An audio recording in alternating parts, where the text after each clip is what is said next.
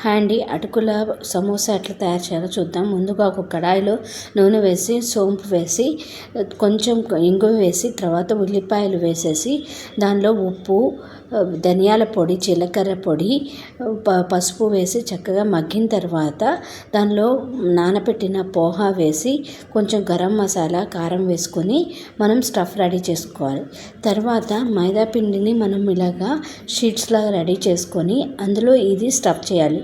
మైదా పిండి స్టఫ్ది మనం కొంచెం మందంగా చేసుకోవాలండి, లేదంటే నూనె పీలుస్తాయి.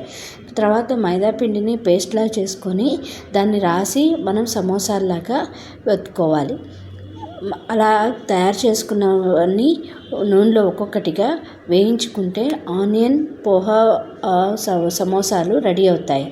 ఉల్లిపాయ అటుకుల సమోసా రెడీ అవుతుందండి. ఇది చాలా టేస్టీగా ఉంటుందండి. మీరు ట్రై చేసి చూడండి. Please subscribe to my channel.